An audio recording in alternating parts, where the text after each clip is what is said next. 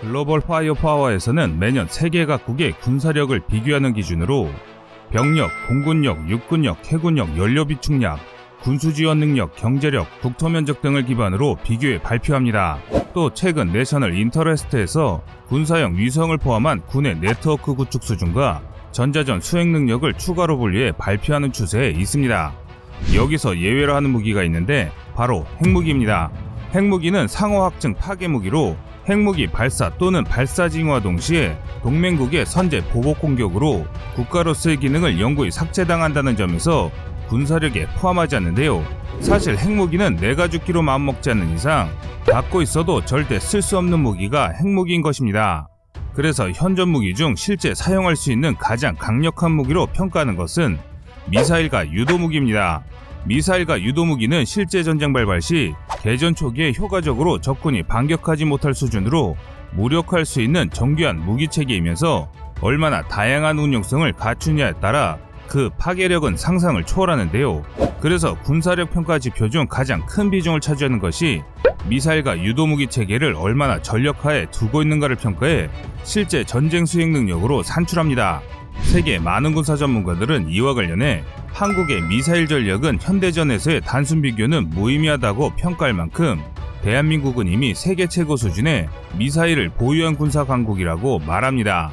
실제 우리나라는 사거리 1500km의 현무 3C 순항 미사일을 이미 실전 배치한 것을 시작으로 올해부터는 사거리 3000km의 현무 3D 순항 미사일도 실전 배치가 시작될 예정입니다. 서울에서 북한 전역은 물론 일본과 중국의 연안까지 모두 타격할 수 있는 강력한 미사일을 보유하고 있다는 것이죠. 북한, 중국, 일본과 전쟁 발발 시 개전 초기에 각국의 본토에 한국이 토발할 수 있는 각종 미사일과 유도무기의 수량은 수천 발에 달할 것으로 추산하고 있습니다.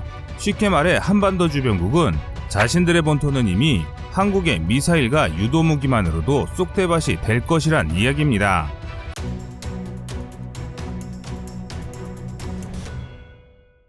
현재 세계 군사 전문지들은 한국의 미사일 전력을 극단적 전력 또는 비스트 모드로 표현합니다. 한국의 미사일과 유도무기의 종류나 배치 수량은 국지전이나 특수한 작전 목적이 아니라 세계에서 유례를 찾기 힘들 정도의 전면전을 상정한 전력이기 때문인데요.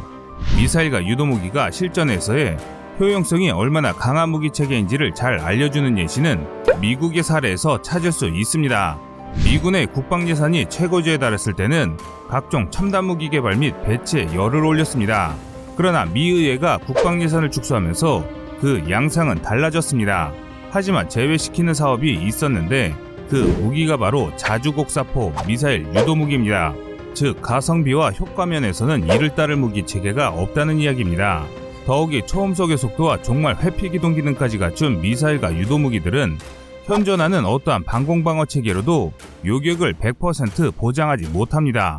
더욱이 간헐적으로 날아드는 미사일이 아닌 쏟아지듯 퍼붓는 미사일을 모두 막아낼 수 있는 국가는 아직까지는 존재하지 않는 상황인데요. 우리나라가 독자적인 미사일 개발을 시작한 것은 1972년부터입니다. 당시 정권은 평양을 공격할 수 있는 사거리 200km급의 지대지 미사일 개발을 비밀리에 지시했습니다. 한국의 미사일 개발을 이해하기 위해서는 당시 우리나라 정세를 살펴볼 필요가 있습니다. 과거 북한은 1960년대부터 4대 군사노선 정책으로 군사력이 절정을 향해 치닫고 있었습니다. 이런 자신감을 바탕으로 청와대 기습 침투는 물론 울진 삼척 공비 침투 사건 같은 대남 도발을 벌였습니다. 반면 미국은 괌 독트린이라는 새로운 아시아 정책을 펼치면서 중국과의 외교관계 복원을 시도하는 동시에 휴전선을 방어하고 있던 미 육군 7사단의 철수를 추진했습니다. 이런 긴박한 상황 속에서 대한민국은 기술 주권에 의한 자주국방이란 비전을 세우고 평양을 비롯한 북한 전역을 타격할 수 있는 미사일을 만들겠다는 계획을 추진합니다. 이에 ADD 연구원들은 1차로 1976년까지 사거리 200km급의 탄도미사일을 개발하고 이후 미군이 전술용으로 실전 배치한 퍼싱1과 같은 사거리 500km급의 탄도미사일을 개발한다는 계획을 세웠습니다. 비밀리에 추진된 만큼 개발 계획 역시 항공공업계획이라는 명칭으로 위장했습니다. 그러나 당시 국내 기술력으로는 첨단 기술의 요체인 미사일을 만들기엔 역부족이었는데요. 그래서 현실적 대안으로 떠오른 것이 기존 미사일을 모방 생산한 방식으로 기존 기술을 확보한 후 500km급 미사일을 자체 개발한다는 것으로 방향을 수정했습니다. 모방 생산할 미사일 모델은 당시 국내에 배치됐던 미군의 나이키 허큘러스 미사일을 선정했습니다. 1970년대 나이키는 현대처럼 고밀도 직접 회로가 아닌 진공관 전자 회로를 사용하던 시대였습니다. ADD는 이를 반도체로 교체하고 추진체는 물론 다양한 유도 장치를 연결했습니다. 그 결과 탄생한 미사일이 바로 국내 첫 미사일인 NHK-1 또는 K1으로 불렸던 백곰입니다. 당시 백곰은 나이키와 같이 4개의 허큘리스 엔진으로 추진력을 얻었습니다. 이후 4개의 엔진을 하나로 통합하고 관성 합법 장치를 탑재해 정밀도를 높인 것이 바로 K2로 불리는 현무 미사일입니다. 이후 ADD는 사거리를 300km로 늘린 K3와 500km급인 K5를 개발할 계획을 세웠습니다. 그러나 미국은 한국이 핵무장을 위해 미사일 개발에 나선 것으로 오해하면서 기술 이전을 거부했습니다. 이에 우리 군은 미군이 나이키를 현역에서 퇴역시키고 있어 부품 수급 및 운영 유지에 어려움이 예상돼 이를 현대화하고 개량해야 한다고 강변했습니다. 우여곡절 끝에 우리 측에서 제시한 이유의 타당성을 인정한 미국은 우리 군의 나이키 미사일의 기술 이전을 허용하게 됩니다. 단 나이키의 최대 사거리를 180km 이하로 제한한다는 조건이 붙었습니다. 이 조건은 이후 한국이 탄도미사일의 사거리를 300km로 연장하면서 한미 미사일 지침으로 굳어집니다. 이 지침은 2012년 10월이 되어서야 최대 사거리를 800km로 늘리는 것으로 개정이 됐습니다. 미사일 지침이 적용된 후부터 미사일 개발 계획은 탄력을 받았는데요. 미국은 먼저 한국 연구원들을 레드스톤 미 육군 미사일 연구소로 데려가 연수를 시켰는데 이곳에서 기본적인 연구 개발에 필요한 자료를 습득할 수 있었습니다. 또 운 좋게 폐업을 앞둔 LPC 고체 추진제 제조 공장 설비도 인수할 수 있었습니다. 이 밖에도 미사일에 들어가는 주요 전자부품과 소량 생산되는 일부 추진제 원료는 미국에서 수입해 사용할 수 있었습니다. 한국은 미국뿐 아니라 다른 국가들에게도 기술을 요청했습니다. 그 결과 프랑스로부터 추진제 관련 기술을 획득했으며 미국이 판매를 거부했던 관성합법 장치 관련 기술은 영국에서 도입할 수 있었습니다. 이런 과정을 거쳐 ADD는 1978년 9월에서야 우리나라 최초의 미사일인 백곰을 탄생시킬 수 있었던 것입니다. 그러나 나이키는 1950년대 개발된 미사일이었습니다. 그래서 대폭적인 성능 개량이 필요했는데요. 사거리 연장을 위해 복합 추진제를 사용했으며 진공관 회로 대신 반도체를 사용한 것이 그것입니다. 또 아날로그 시스템인 유도 신호 처리도 컴퓨터화했으며 기체도 완전히 재설계했습니다.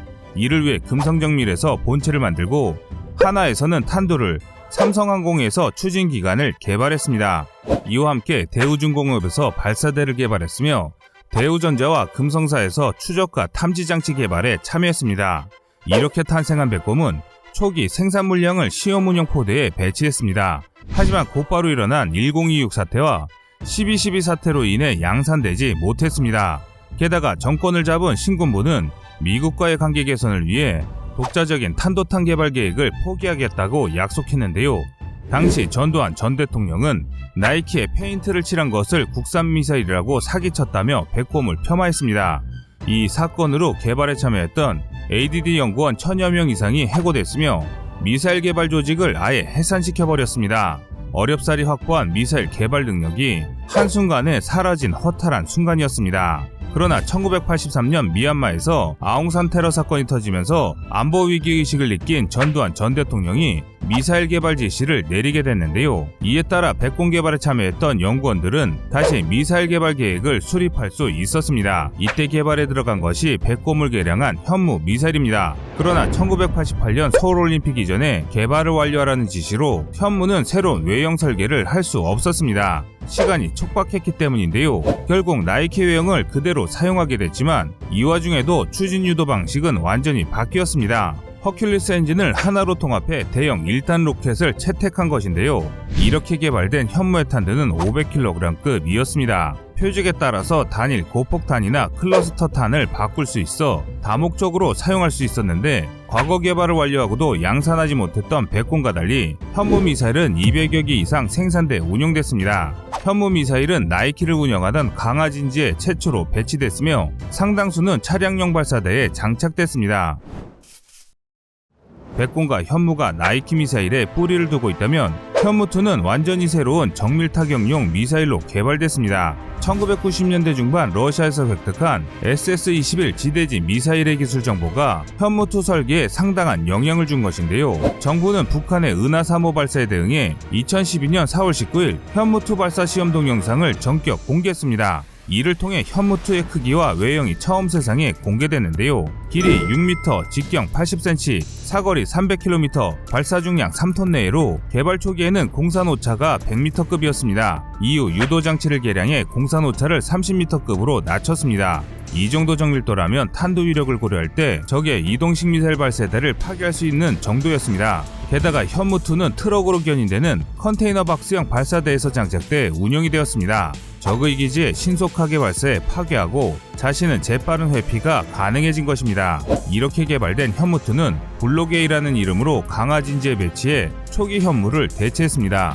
현무2 블록-A를 더욱 강화한 블록-B는 2011년부터 양산을 시작했습니다. 초기 시제품은 2009년부터 운용포드에 배치된 것으로 알려져 있습니다. 현무2는 개발 초기부터 사거리가 500km급이 될 것으로 추측했는데요.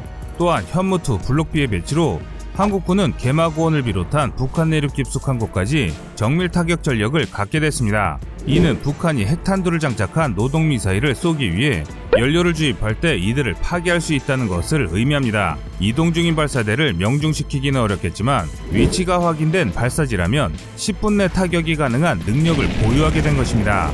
그러나 현무2 블록-B 역시 한계가 있었는데요. 블록-A의 탄두 중량이 500kg인 것을 300kg으로 줄여 사거리를 연장시키면서 폭발력은 감소했기 때문입니다. 또한 북한이 함경도 북부로 미사일 진지를 이동할 경우 대응 방법이 없었습니다. 그래서 한국 정부는 미국과 협의해 사거리를 800km로 늘리는 데 합의하게 됩니다. 이때부터 북한 전 지역은 물론 동북아시아 일대가 현무2의 사정권에 들어오게 된 것입니다. 1990년대 이후부터는 다양한 미사일이 동시다발적으로 개발되기 시작했는데요. 그런데 항공미사일의 전환점이 발생하면서 한국의 미사일 전력은 급상승하게 됩니다. 그 이유는 바로 2010년 연평도 포격 사건이 발생하면서 번개 사업이 시작됐기 때문입니다. 2012년 4월 ADD는 현무3C 실물을 공개했습니다.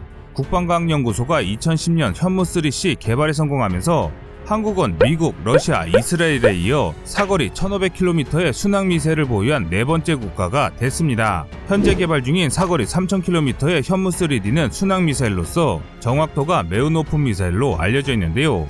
그리고 탄도 중량 2톤의 탄도미사일은 현무4는 사거리가 800km로 탄도 중량 2톤의 높은 강화 속도로 인해 전술 핵탄두의 파괴력을 갖게 됩니다. 현재 지구 반바퀴 거리를 날아 타격할 수 있는 사거리 8000마일의 미사일을 보유한 나라는 러시아, 미국, 중국, 영국, 프랑스 등 5개국에 불과합니다. 그 뒤를 이어 이스라엘, 인도, 사우디아라비아, 이란, 파키스탄, 한국, 대만 등이 추격하는 양상입니다. 하지만 한국은 미사일 개발에 많은 어려움이 있습니다. 세계 34개국이 서명한 미사일 기술 통제 체제 MTCR과 한미 미사일 지침에 의해 사거리가 묶여 있어서 ICBM급의 미사일은 만들지 못합니다. 하지만 위성 로켓 발사체와 재진입 기술이 갖춰진 현재로서는 이미 ICBM의 핵심 기술은 모두 가지고 있는 셈인데요. 그래서 전문가들은 한국이 언제든지 마음만 먹으면 현무4를 개량해 탄두 무게 500kg, 사거리 3200km급의 미사일을 개발할 수 있다고 전합니다. 현재 한국의 미사일 기술은 최고는 아니지만 그 어느도 쉽게 생각하지 못하는 전력을 보유한 상태인데요. 아직 풀어야 할 숙제는 남아있지만 주변국에게 위협적인 국가인 것은 분명해 보입니다. 시청자님들의 현명한 의견을 댓글로 남겨주시기 바랍니다.